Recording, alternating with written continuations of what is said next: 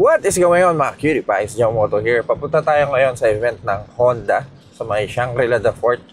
Hindi na ako nakapag-motor ngayon kasi tignan nyo naman. Sobrang lakas ng ulan.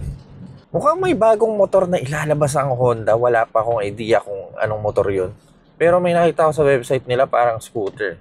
Hindi ko pa sure kung yun yung ilalabas nila ngayong araw. Susugurin ko lang tong ulan na to para makapunta na tayo sa venue tsaka para malaman natin kung ano bang motor yun.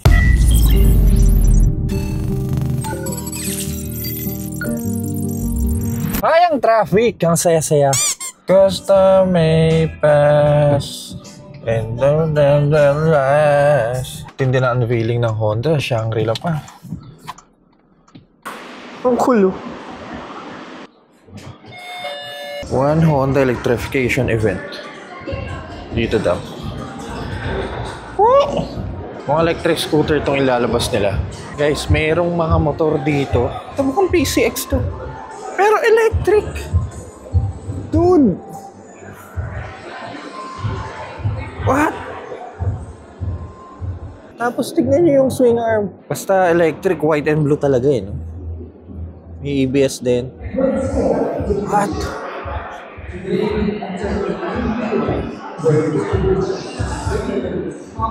Pero ano kaya itong dalawang to? Ito yung unveil ngayon eh. Pintahan lang natin mga kitty pies.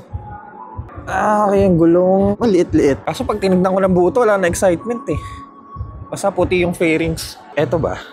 Okay. Maliit-liit yung gulong sa likod. Ganda nga po. Pumasok na sila sa loob. Ay ma'am, kamusta? Punta lang po ako. Si ma'am kasama natin sa Honda yan. Nice. Punta lang po ako sa loob. Po. Eh! Ito ang idol ko talaga. Hindi mo ako nakilala. Dude. Dalawang bike doon sa kanan. Wala nang kumot yung isa eh, Honda CR-V. Excited na ako kung anong motor itong i-unveil nila.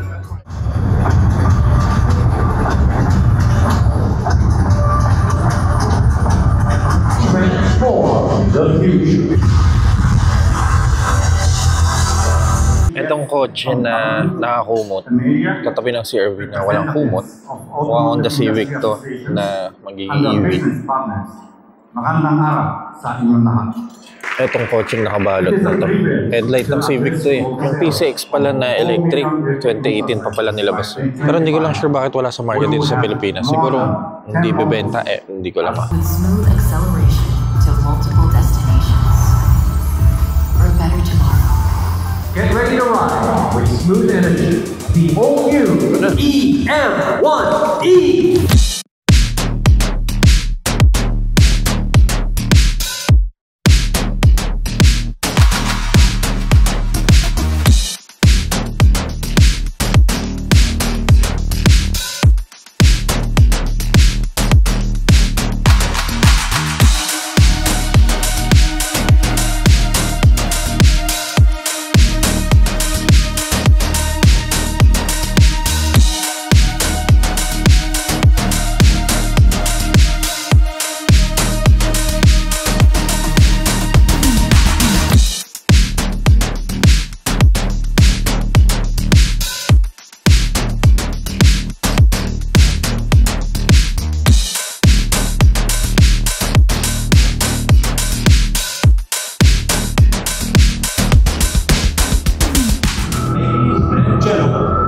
Get ready for a closer look at the new RS-E-HEV.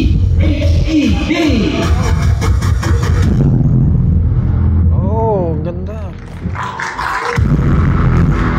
Pero parang Civic. The new Civic RS-E-HEV. Wow. So this is Honda's new e-scooter, ang Honda EM1E. Honda priced this for 155,000 pesos. Kasama na yung battery and charger. Sakaling papalit kayo ng battery, hindi angat lang to. And lalagay nyo dito. Oops. This is 2.2 horsepower. Top speed is 45 km/h. At energy consumption is 47 watts-hour per kilometer. And as per Honda, pwede yung gamitin sa national road ang EM1E. Pero kailangan may driver's license kayo. Hindi ko alam kung good thing yun o bad thing. Pero Yun, pwede siyang gamitin. Kung nagtataka naman kayo sa power, sabihin na nating equivalent ang EM1 sa 50cc na motor. At may dalawang riding modes to, isang standard at eco mode. Sa standard, kayang lumayo ng motor na to for 41 km. At kapag naka-eco mode naman kayo, kaya niya ng 48 km. So bago pa maubos yung battery nyo, kailangan makauwi na kayo. Sa ganito kalaking charger niya eh. May parang mata siya dito eh. Oh. Tapos yung headlight niya ay mukhang Honda Genio. Single disc sa harap. Charging port dito sa kanan. Ito yung tsura ng dash niya.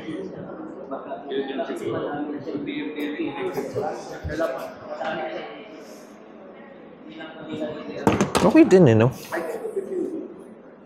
Then ito yung battery niya and yung charger. May kasama na ring bracket pero top box sold separately. May cover dito sa likod at ganito na yung tsura niya. Ano ba to? Dipindot ba to? Ay hindi, dihila. Kung bibili nyo ng solo yung battery, mabibili nyo to ng 42,500 at yung charger 18,000. May susuyan pala dyan. Para saan yan? Ah, okay. Sa gitna pala. Sige nga pag mga... Dito ilalagay. Anong bigat, tol? Ah, okay. Yun pala yan. Parang ano Ay, ano yung may bagbabago ba sa dash? Naka-on na nga kanina. Babat? Oo nga, Kasi may naka-on. charge siguro. Hindi, naka-recta, walang battery. Laki, no? Sa atin, boy.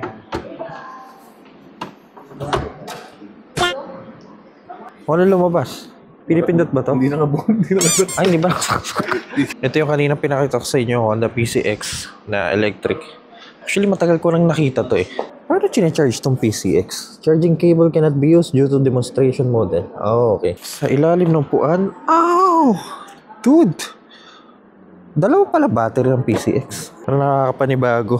Then ito yung concept. Parang Tron, no? Maganda na kung nilagyan nila ng pailaw din yung likod eh.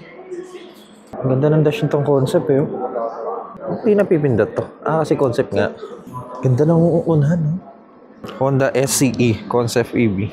Sir, may tanong ako. Bakit hindi nilabas yung PCX dito sa Pilipinas? Ito matagal ko nang nakikita to actually. Oo, pero wala sa market eh. Ginamit Ano? lang kasi siya namin sir for a project in Romblon. Romblon? Actually, Okay. a project of Honda Motors in Japan.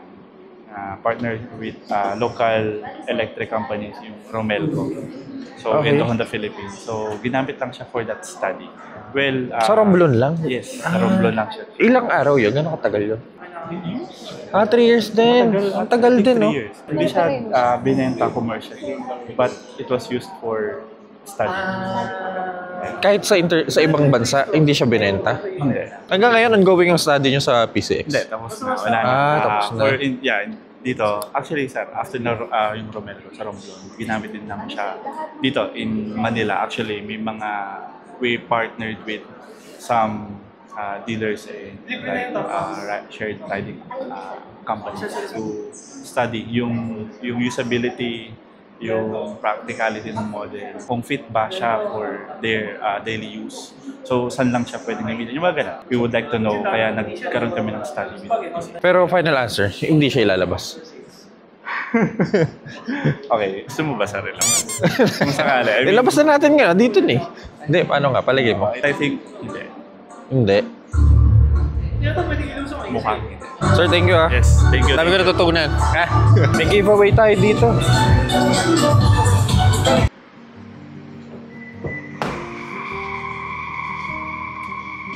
Ay, meron tayong giveaway ng Honda. Anong binigay nila sa atin? Sana relo, sana relo.